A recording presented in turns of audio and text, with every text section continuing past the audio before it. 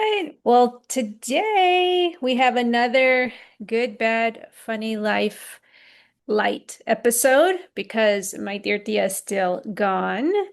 And so, what we thought we would do today is go back to our previous topic on self-worth. For those who remember, we had a conversation about what self-worth is, the distractions that get in the way of building up self-worth, and how you can strengthen and actively work on building it up.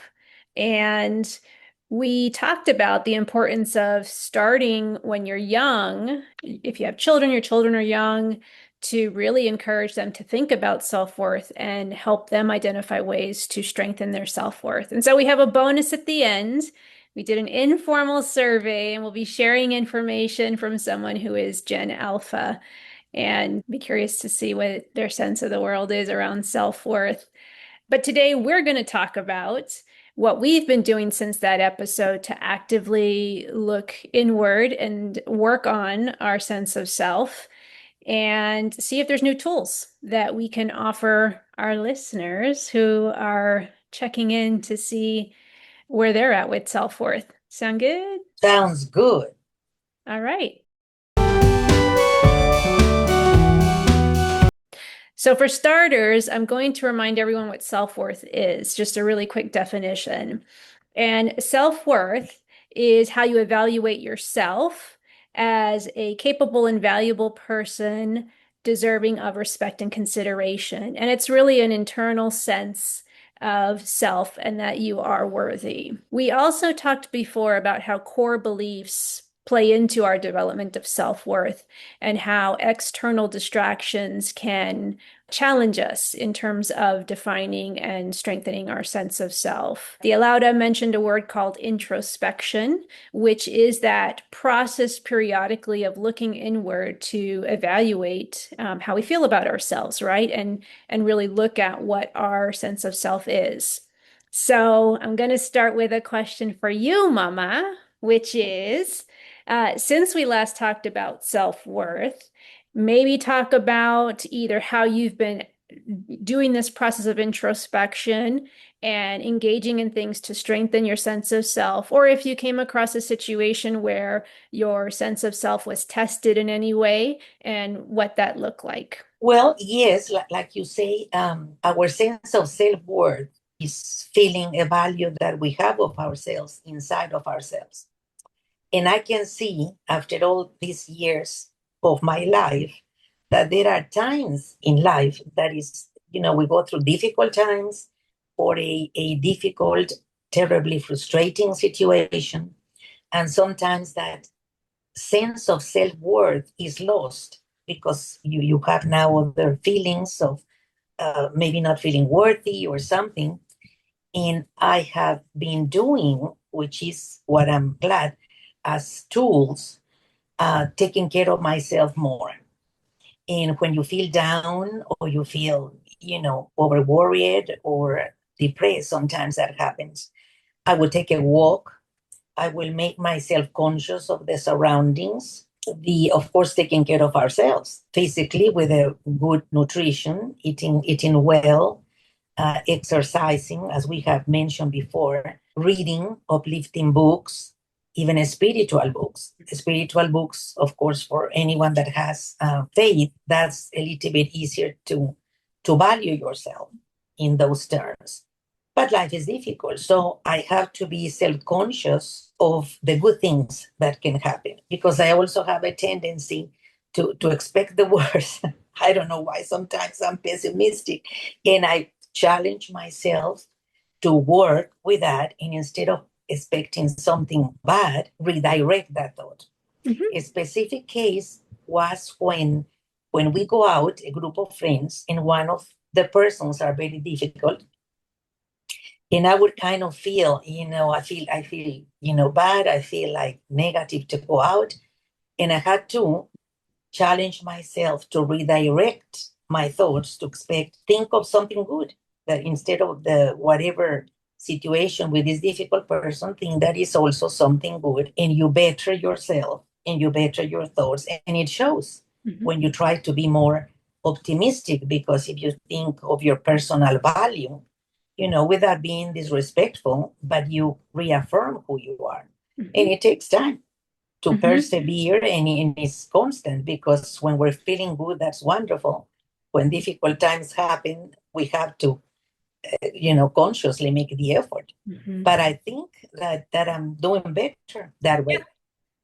Yeah. Well, and you've said a couple things that I really like. One is taking care of yourself, definitely is a reflection of valuing yourself, right? In all the ways that you've listed. I think for a lot of people, faith does play into our sense of self because even for those who, and it's not just about religion, it's also about spirituality and really believing in something bigger than yourself, right? There is a sense that you have a purpose in the spectrum of the world, and in faith, it's often about being seen as a valued one, right, in this space. And so it reinforces that message of you are worthy, you're here for a reason. So that definitely is something that speaks to me. And then I like the thought of redirecting. I think it's important to be self-aware, right? Because that's the only way you know where the areas of growth are, right? To know the things that you do, like being particularly pessimistic or anticipating the worst. And those are things that can play into negative thinking and negative self-messaging too. And so redirecting conversations that might pull on those responses is a good way to deflect a little bit, right? So that you don't go there. Reframing is another way. So when something goes wrong or not as we anticipated, those who maybe have a lower sense of self might say, "Oh, I'm bad. This is me. This is because I don't deserve, XYZ." And I think reframing things as whether it's a task that you did that didn't go well, I'm learning, right? I'm in the process of learning this new task. And so I will get better over time. And even as you said, practicing skills, it doesn't come automatically all the time, but you're learning and I'm practicing so that I can get better at this. So I really appreciated all those points. I think for me, one of the things that I've been doing very intentionally, and it's a little similar to you because I run almost every day. And for me, running isn't just a physical practice, it's very much a mental and spiritual even practice. And I think it is very meditative. I try to go in with a clear mind and really focusing on what's around me.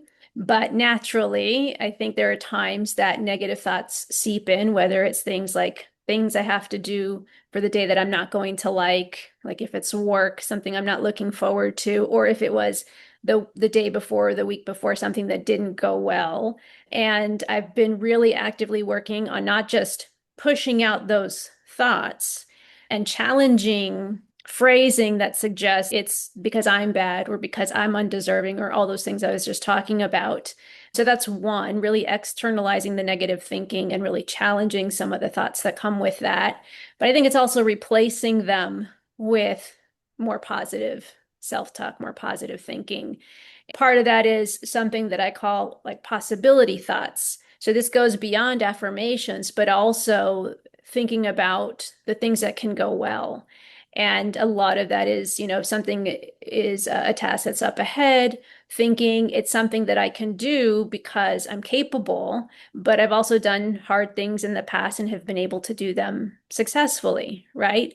So I think it is a combination of challenging those negative thoughts and replacing them with positive affirmations and those possibility thoughts that I was talking about. So, in your actively practicing and using tools to strengthen your self-worth, how has it made you feel? Very good.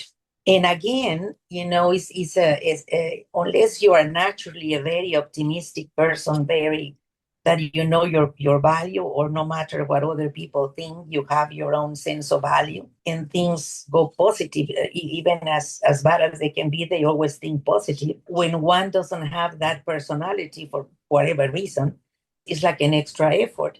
However, it makes you feel very good. Very Mhm. good, because in the case, for example, of this difficult person, let's say we decided to go someplace where three friends, and sometimes we decided something and she would come with something contrary. Instead of starting a negative argument, just as calmly as possible, For example, the three of us chose this place to go. Maybe next time we go with you. Be insistent, because it's something that sometimes happens. And you have to value yourself and say, well, this is what we decided to do. And you have to be firm but kind. But I notice that I realize that your value, and well, we decided to do this. Why do we have? And it's something very simple. But, if you get used to that, I don't want to say they run over you, but, you say, well, okay. At a certain point, you say, you know, I have my self-worth, and I'm going to express my opinion, or this is what it was decided. Sometimes you can, sometimes you can't. We're not perfect, but all we can do is do the best we can. But that feels very positive. Mhm. No matter what the situation, you're trying to redirect negative outcomings for better outcomings. Most of the time it works. Mhm. Mhm. Well, and I imagine too, and I think you're talking about a combination of things. I think one is valuing yourself, right? And if there's something you want or need, standing up for that and sticking to Mhm. that, right? Even in the midst of someone else challenging that. The other thing is what we've talked about before too, in terms of communication styles, right? And there are some folks we talked about who we might say is a little beyond assertive, it's a little aggressive. It could because it can feel imposing when they try to, like in the example you give, impose their desire over yours, right? And just make you change your mind about, let's say, where you've decided to go. And it brings up, like, are you willing to sacrifice your need, your desire for this other person? So that's sort of where it intersects in terms of how we communicate, but also asserting for ourselves that this is important to me, this is my need or my want, and this is what we're going to do.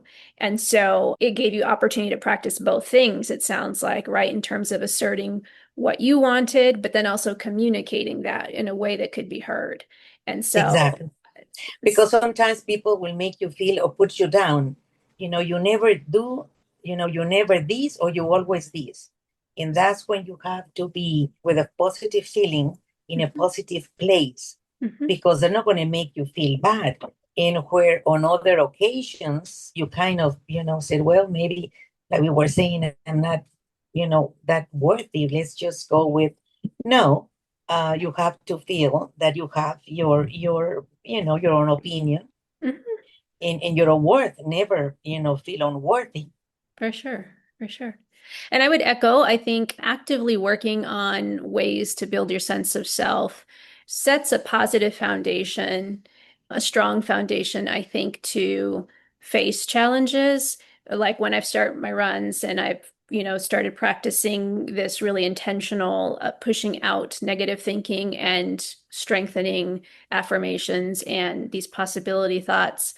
I think it really sets me up for a more hopeful day, right? And a more positive outlook. So even if it's tough, it doesn't mean it's not going to be a tough day.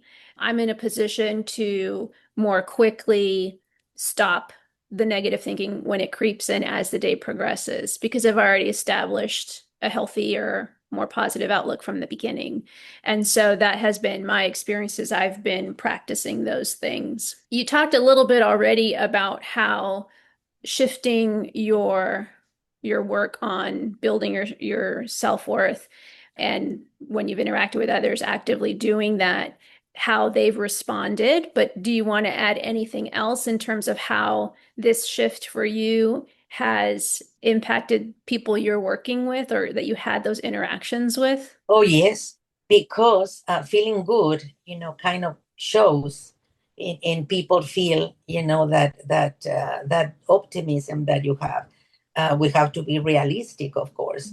But once you have a sense of value, especially if you have, had some circumstances or situation that was difficult, that you felt bad or unworthy, redirecting your thoughts. That's one of the tools that I use and I like most. You may start thinking negatively, but redirect that to something positive and good. Mhm. And there are going to be days that you don't feel that good. You're sick, physically sick, or it's a situation that sometimes fills your mind. the most important tool that I see is redirecting that Hmm. thought. And of course, it's not easy sometimes, but persevere and think again, I'm not perfect, but I'm doing the best I can. Hmm. And reinforce your personal value, your self-worth, regardless. Don't depend on what is happening or the people around you. Hmm. Yeah. So it has worked for me, that tool of redirecting, expecting the best, getting out of, an enclosed environment, your house, your office. Like you run, people may walk and use that. You need that physical strength in order to have a positive mind too. Yeah. But I like it. It took me some time. And it's a day, day after day, circumstance after circumstance. Yeah. But I have the tools now. Yeah. Well, and I would guess, and correct me if I'm wrong, that especially in what you're discussing of doing this in the midst of being with a group of people with your friends, I would guess that they witness your progression and they witness your actively working on this. And a couple things happen around that. Someone who tends to be negative and tries to inadvertently pull that out of you, right? It diffuses their ability to do that. And sometimes over time, it makes them do less of that because it doesn't have the effect it had Exactly. before.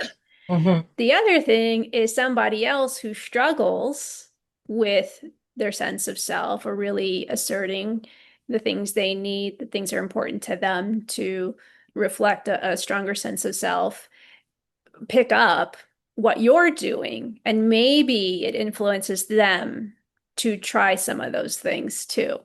And so inadvertently, you might be helping someone else in the group who had the tendencies you did to do something different to then sort of build back their own self-worth.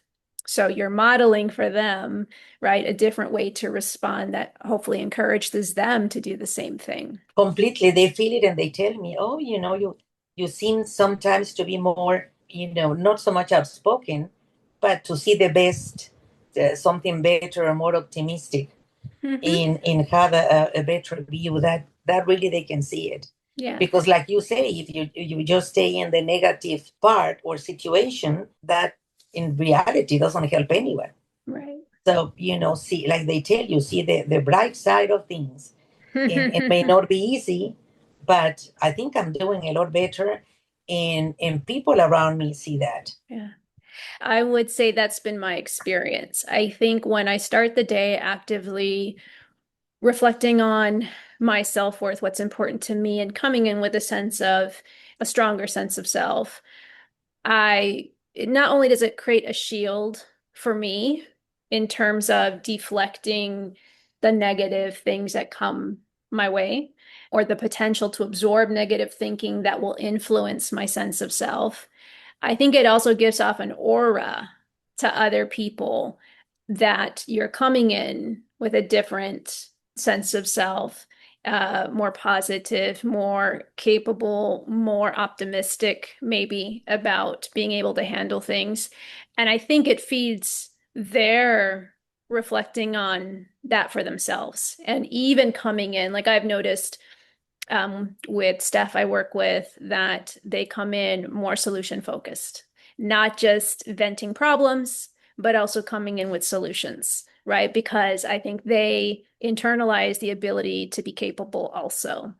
And so it's win-win, right, for everybody involved. Completely. And again, it's not that easy because sometimes situations are out of your hands.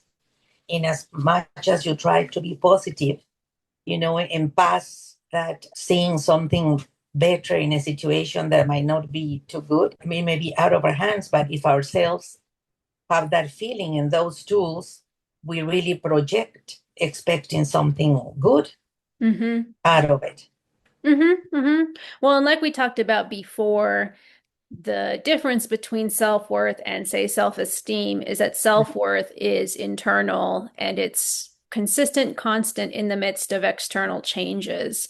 Self-esteem is impacted by external things. We complete a task, we do it well, our self-esteem goes up. We do poorly, our self-esteem goes down. But what you want to be careful of is that it doesn't become internalized to I'm someone who doesn't deserve success, right? That is your Exactly. self-worth. Instead, you see it as, okay, well, this time I didn't do well on this task, but I'm learning how to do this and I will practice and I will get better. And that is what you've been saying in terms of practicing, tools and things like that. So I thought what we could do as we wind down is talk about how we instill this in younger folks. And I think a good starting place is to see what their understanding is of what self-worth is.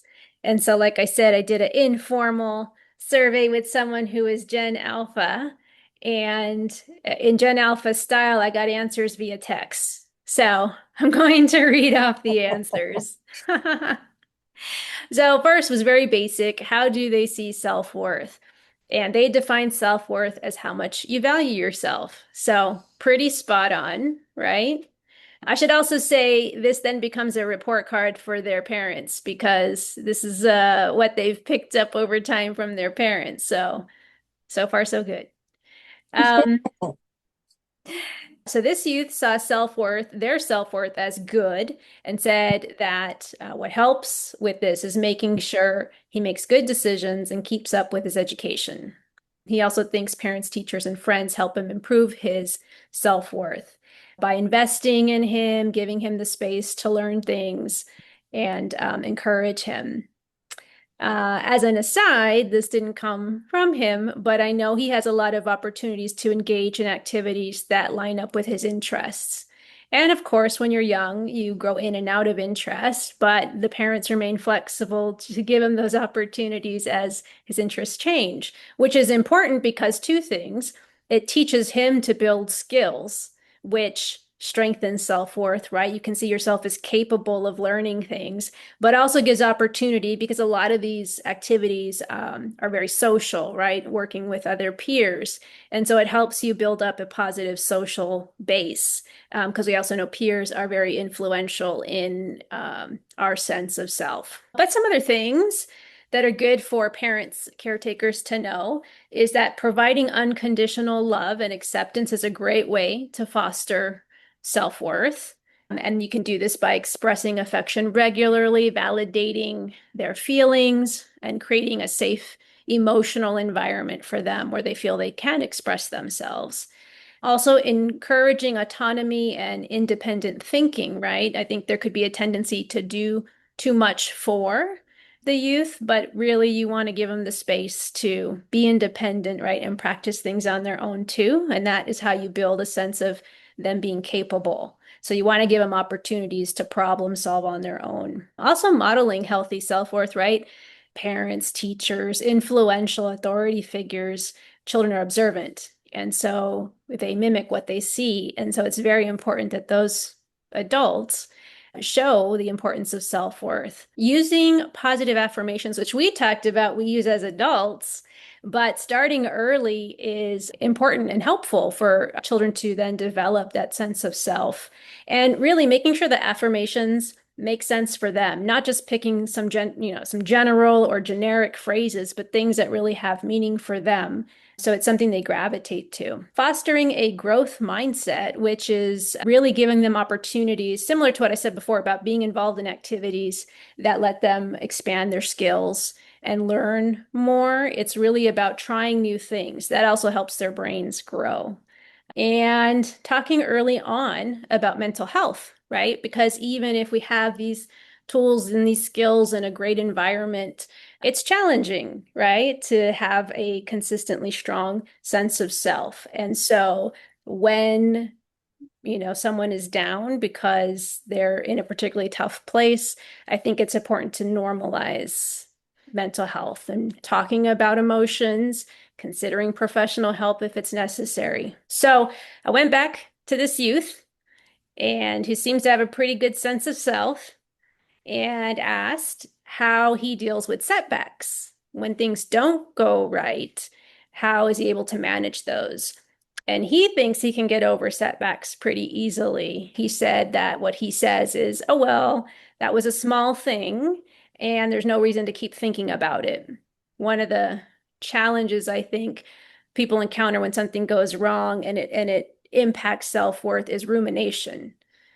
Going over, replaying the situation over and over again, which part of it is the process where some people think that in and of itself is correcting what happened in some sense because you're replaying the deficit or the area where something went wrong so you don't do it again, but you're just rehashing something that you cannot change, right? It's already happened. The point is to look forward and then practice something different, right? Do something different. So fortunately for him, he does have a stronger sense of self. He is able to overcome those setbacks a little easier.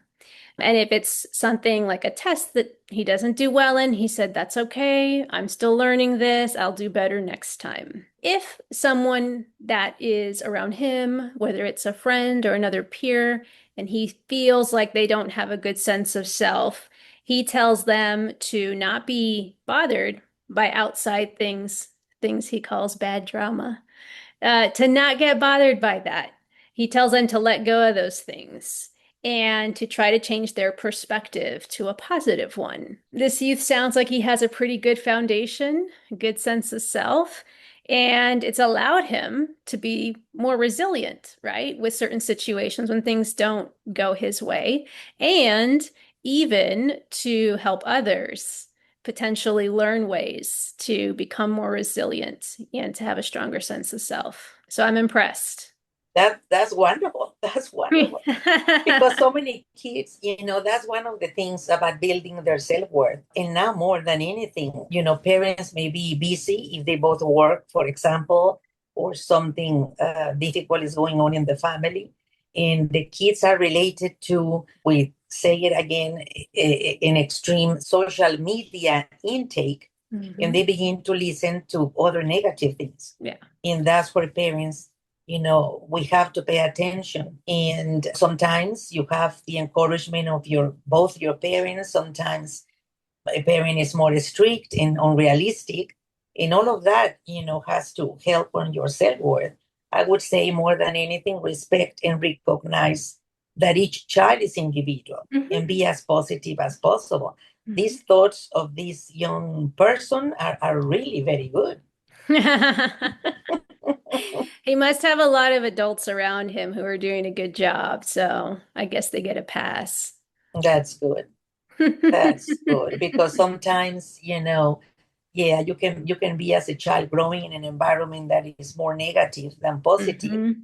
and yet somehow get through it. Sometimes teachers will make a difference, like you were saying, but yeah, as parents, we have to pay attention, and recognize and respect each child. And I don't know if it was easier, before. Many parents say it was easier before.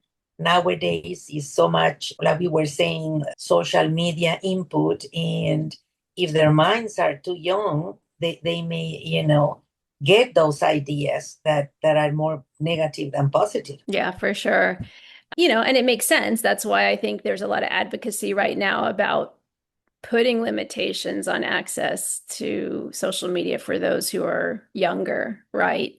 I think we have to remember that what we see in social media is very curated. And so it can give us the impression of this person looks and seems like they're like this, but that is not 100% accurate and certainly isn't a gauge for your own value, right? And I think that's the danger zone for a lot of youth is comparing themselves to others and having that foundation from trusted individuals, whether that's adults, peers, having a good foundation of what your value is, your unique value is, feeds your stronger sense of self-worth.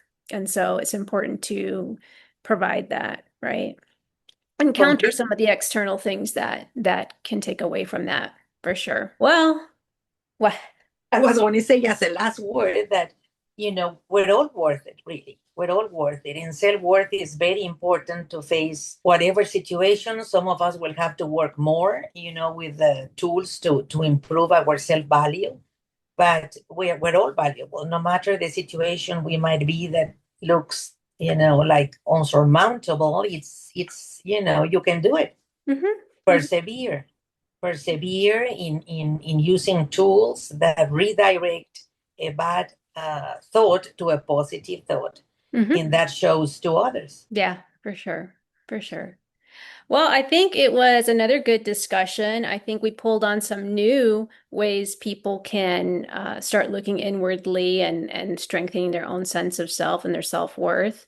And hopefully, folks liked the conversation. If they did, I hope they hit the like button and consider subscribing because these are the kinds of things we talk about. These are really universal themes, right, that everyone goes through, and through our own personal experiences, maybe there's some gems that people pull out and that they can use.